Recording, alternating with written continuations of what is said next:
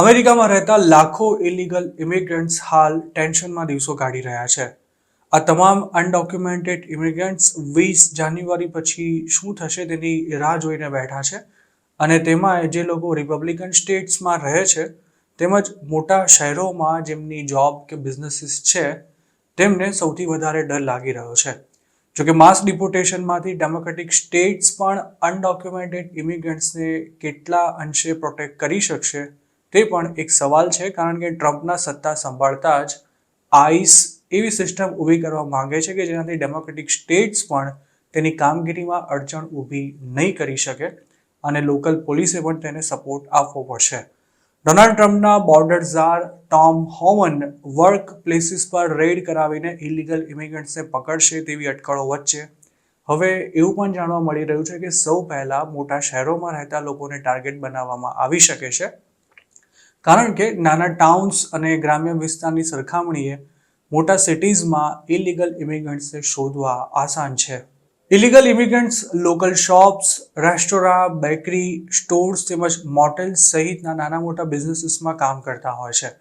NBC ન્યૂઝના એક report અનુસાર ટ્રમ્પની બીજી ટર્મમાં અમેરિકાના મોટા શહેરોની આસપાસ ડિટેન્શન સેન્ટર્સ પણ ઊભા કરવાનો સરકારનો પ્લાન છે.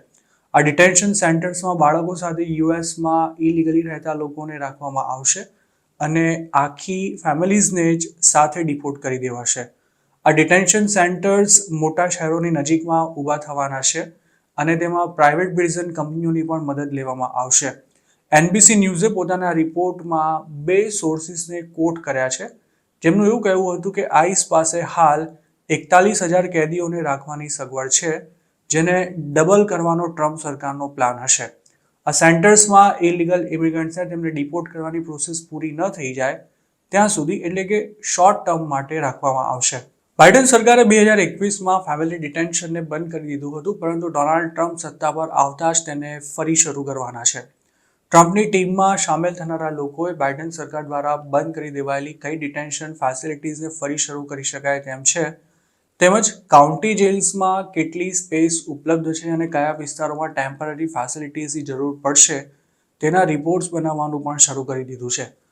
ટ્રમ્પની ટીમ ડેમોક્રેટિક સ્ટેટ્સના મેટ્રોપોલિટન એરિયાઝમાં કેટલા ઇલીગલ ઇમિગ્રન્ટ્સ હોઈ શકે છે તેનો અંદાજ પણ મેળવી રહી છે, અને ખાસ તો જે શહેરો અથવા વિસ્તારોમાં માઇગ્રન્ટ્સની સંખ્યા વધારે અને ડિટેન્શન ફેસિલિટીઝ ઓછી છે ત્યાં શું કરી શકાય તેના પર પણ વિચાર કરવામાં આવી રહ્યો છે.